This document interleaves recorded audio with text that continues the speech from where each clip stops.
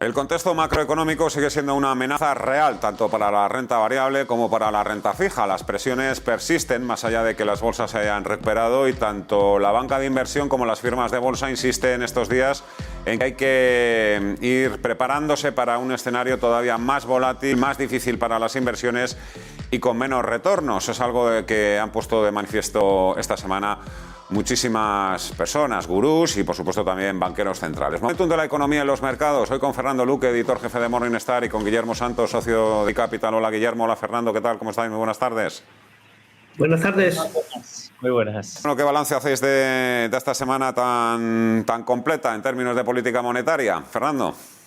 Sí, a ver, tampoco ha habido nada especialmente nuevo, ¿no? En cuanto a política monetaria, sabemos más o menos cuál es el camino que van a tomar especialmente la Reserva Federal, que es la que guía un poco a los mercados, y ahí pues yo creo que siguen sus 13 en luchar contra la inflación. Es verdad que yo espero que en los próximos meses de alguna forma se reduzcan las tasas de inflación, aunque el mes de marzo pues ahí puede dar también pues sorpresas negativas. Quiero decir, los próximos meses pueden dar algunas sorpresas negativas porque no han recogido, yo creo, plenamente lo que es la subida de los precios energéticos, pero yo creo que la idea es que pasado 3-4 meses pues los niveles de inflación se vayan de alguna forma pues regulando, ¿no? Y cayendo. Pero la voluntad de la Reserva Federal es claramente de luchar contra la inflación y pues no le queda más remedio que subir los tipos de interés, tanto como para luchar contra la inflación. Y yo creo que ahí pues veremos poco a poco el efecto de la subida de tipos de interés a corto plazo sobre los niveles de inflación, sobre la actividad económica. Es verdad que pues, los analistas proyectan ahí pues muchas subidas de tipos de interés para este año y para el próximo, pero yo creo que habrá que verlo un poco mes a mes y ver cómo las subidas de tipos de interés afectan a los niveles de inflación y al crecimiento económico. O sea que ahí estamos en terreno casi desconocido por parte de los bancos centrales y tendremos que ir poco a poco viendo las consecuencias. La inflación empieza a aflojar un poquito los próximos meses, las expectativas de subidas de tipos pues también se van a ir enfriando. Guillermo. Bueno, pues vamos a cerrar una semana negativa en prácticamente todos los mercados, tanto de acciones, Europa, Estados Unidos, como también de bonos, teniendo en cuenta pues que los sesgos más bien duros, hawkish, como se suele llamar en terminología anglo, de los bancos centrales se mantienen e incluso se acentúan, como se deducía de las palabras de Bullard de ayer de la Reserva Federal, y eso hace que los mercados, teniendo en cuenta que la recesión la sombra de la recesión está permanentemente tornándose cada vez más grande, pues es negativo para los mercados de acciones, qué duda cabe. Más para los europeos, que a fecha de hoy lleva una caída en la semana del 3%, el Eurostoxx, que para los americanos, e incluso que para el propio Nasdaq, ¿no? Como representante por excelencia de empresas de crecimiento. En definitiva, y como conclusión, vamos a terminar hoy una semana, parece que hoy sí, con sesgo, con datos positivos en las cotizaciones, pero una semana en balance negativa, motivado por todo lo que acabo de comentar y muy, muy, muy a la expectativa de los resultados empresariales que pronto vamos a empezar a conocer, que todavía no van a recoger ese impacto de la subida de costes energéticos, al menos no lo van a recoger en su totalidad, con lo que no estimo que vayan a ser especialmente malos, pero lo más importante van a ser los guidance, es decir, las previsiones para siguientes trimestres, que eso sí que recogerá este parámetro que acabo de citar. Eso es lo que va a mover los mercados, tanto en las próximas sesiones como, por supuesto, en lo que queda de trimestre que acabamos de comenzar.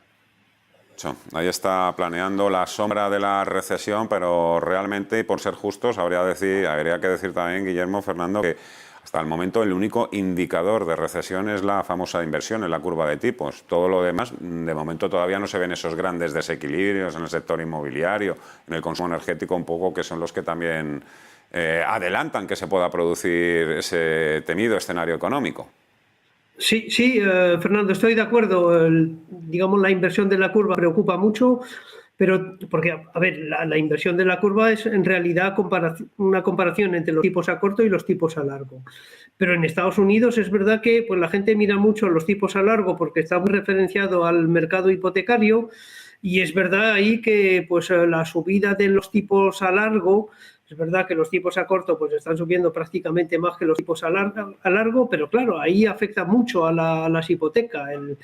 Las hipotecas en Estados Unidos están muy referenciadas a los tipos a largo, y ahí claramente va a suponer un coste adicional para los hogares, ¿no? Yo leía pues hace poco que para una hipoteca media de $1.500 hace algunos meses, pues el coste va a pasar prácticamente a $2.000 al mes la hipoteca, es decir, va a suponer un sobrecoste para las familias, y eso de alguna forma pues va a afectar al consumo, ¿no? Porque digamos nuestra capacidad de generar ingresos está limitada, ¿no? Y ante un presupuesto fijo, si tenemos que pagar más por la hipoteca, pues lo más normal es que reduzcamos pues algún tipo de gasto, y eso sí que va a afectar pues a la economía en su conjunto, sin hablar de la propia subida de tipos de interés a corto plazo, que no solo va a tener también un impacto en los hogares, sino también en el coste de financiación de las empresas. Entonces, es verdad que ese run de la inversión de la curva de tipos está ahí. Es verdad que pues algunos analistas pues remarcan que pues el hecho de que la curva se invierta no significa que automáticamente la bolsa va a caer. Depende un poco del periodo que estemos mirando, pues ese lag puede ser más o menos importante, pero no apunta bien para la bolsa en general.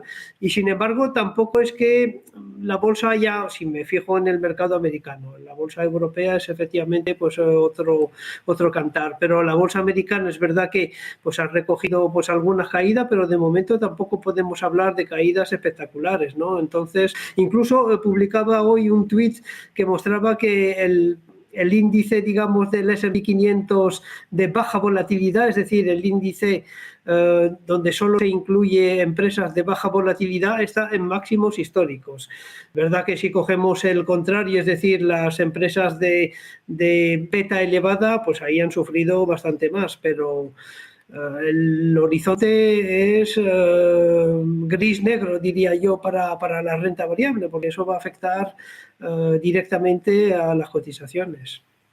Esperar subidas sostenidas en las bolsas, yo creo que prácticamente a todos se nos ha quitado de la cabeza, pero sí que es verdad que parte de todo este desastre que ha provocado la inflación, hablabas tú también del Euribor, las hipotecas, pero bueno, también hay un colchón ahorro, ¿no? Todo ese remanso de ahorro que que las familias han ido un poco, pues eso, aparcando en estos 2 últimos años de la pandemia. No sé si diciendo esto me quiero yo autoengañar, o haciéndome trampas al solitario. Que todo depende de la duración, no solo de la guerra, sino de esas tensiones inflacionistas, ¿no? Porque en el sentido de que si empezásemos a ver también cómo se podría ir reduciendo esa inflación, yo creo que la presión también va a disminuir de forma considerable.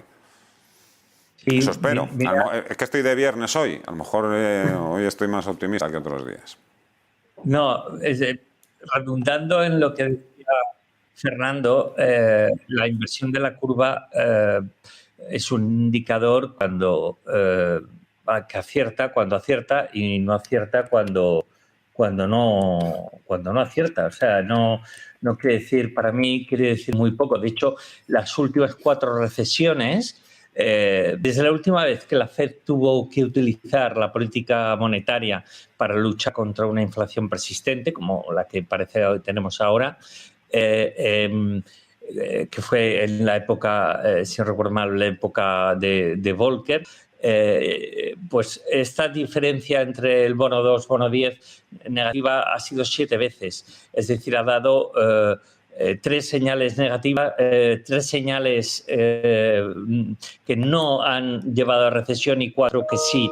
Es decir, yo dejaría un poco de lado ese tipo de señales y sí que prestaría más atención a los bancos, a la actividad, la política y la comunicación que van haciendo los bancos centrales acelerando la normalización de las políticas monetarias, ya que al final el mercado monetario descuenta que la Fed llegará probablemente al 3% entre lo que queda del 22 y la primera parte del 23, y el Banco Central Europeo al 1, pero más bien en 2023, ¿no?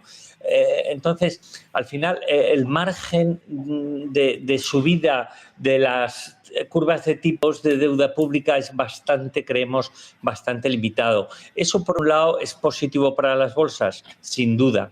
Por otro lado, es positivo para la inversión en estos momentos en renta fija, absolutamente, sin duda, porque podríamos acertar en el timing de entrar en bonos y luego recoger la caída, el desplazamiento hacia abajo, inverso a lo que está pasando ahora de las curvas de tipos. Y no olvidemos, además, que los precios de las materias primas, bueno, los costes de la energía, basados sobre todo en petróleo o gas natural, parece que han alcanzado sus máximos, parece que van corrigiendo, y eso va a redundar en mejores datos más bajos de inflación. Quiero decir que sin echar ninguna campana al vuelo y pensar que esto, con la guerra de Ucrania, los problemas de inflación, va a ser bastante pasajero, sí hay que considerar que es un escenario que es gestionable siempre que pasan cosas un poquito extremas. El tema de Ucrania es muy extremo. Pensamos que el cielo cae sobre nuestras cabezas. Esto pasa con mucha frecuencia. Entonces, vamos a echar 2 pasos hacia atrás, analizar con frialdad y ver que todavía el mercado está descontando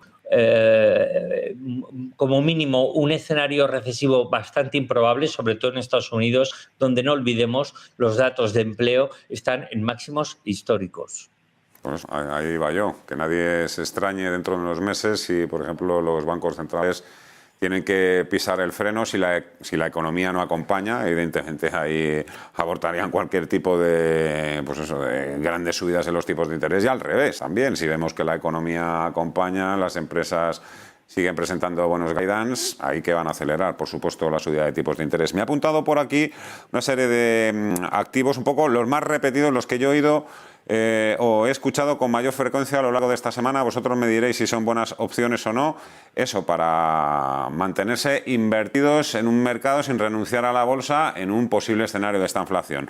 Bonos protegidos por la inflación, materias primas, activos reales, lo que comúnmente se ha llamado de toda la vida bienes raíces, empresas de calidad, infraestructuras, finanzas, tecnología y semiconductores. ¿Qué te parece esa lista, Fernando? A ver, hay de todo, ¿no? A mí lo que me frena un poco, porque es verdad que si tú coges un libro de macroeconomía y te dice un poco cuáles son los activos que mejor podrían comportarse en el entorno actual, pues te salen este tipo de activos, ¿no? Lo que pasa es que luego la realidad es otra cosa, porque muchas veces el precio de esos activos se anticipa, ¿no?, a la realidad. Cojo, por ejemplo, pues el tema de las materias primas. Las materias primas es que ya han subido mucho. Yo creo que a estos niveles me lo tomaría con calma. Es verdad que si seguimos en un entorno de elevada inflación, pues en principio las materias primas podrían jugar un papel importante dentro de las carteras, pero claro, es que estamos hablando ya de subidas de prácticamente el 100% pues a un año vista en prácticamente la mayoría de materias primas.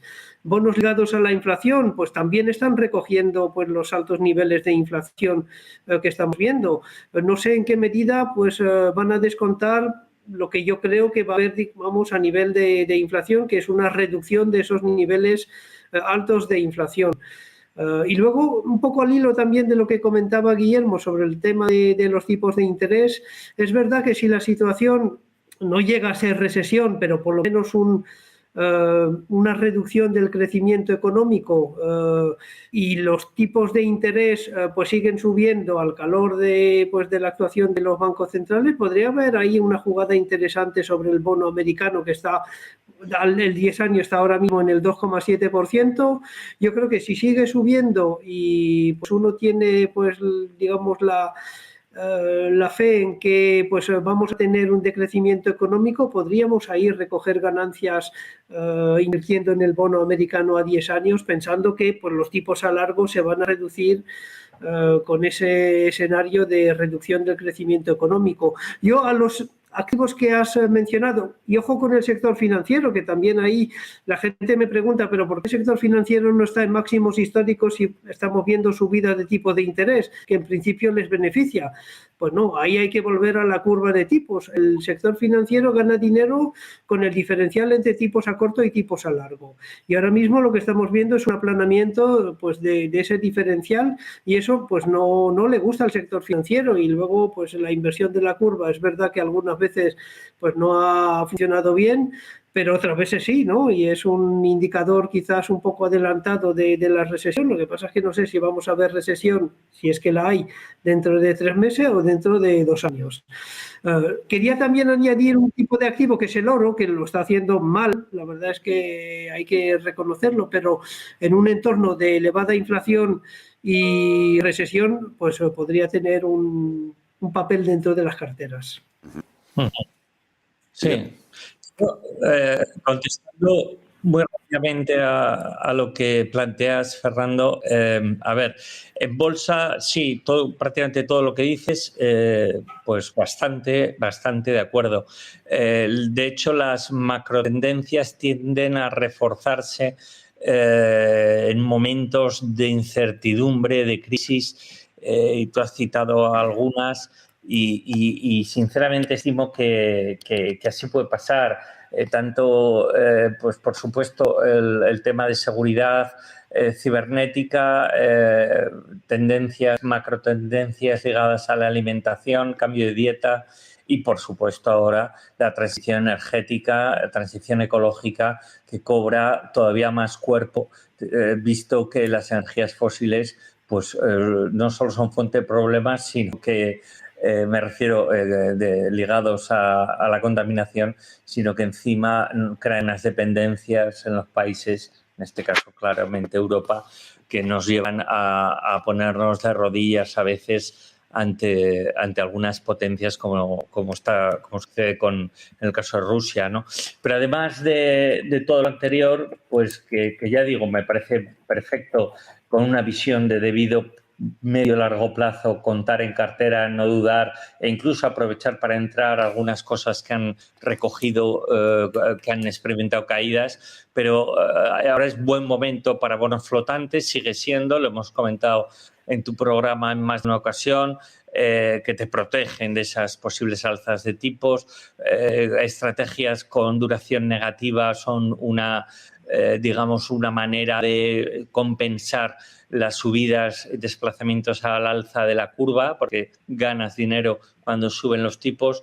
Los bonos americanos que decía Fernando, tanto en crédito como bonos soberanos, probablemente estemos ante un buen momento también de entrada. Y, ¿por qué no? La renta fija de alto rendimiento, los bonos de high yield, que están siendo especialmente castigados en 2022 y que en Europa y en Estados Unidos, pero también en Asia, con rentabilidades medias, yields superiores al 10%, con niveles de calidad crediticia bastante aceptables, pues podemos estar ante una buena oportunidad de inversión. ¿Qué sucede? Que cuando se descuentan escenarios recesivos, lo primero que te alejas es de lo que más va a sufrir en caso de una recesión, que por supuesto es bolsa, depende de los sectores, pero también los bonos de alto rendimiento, el high yield, por el riesgo de impago, de defaults, ¿no?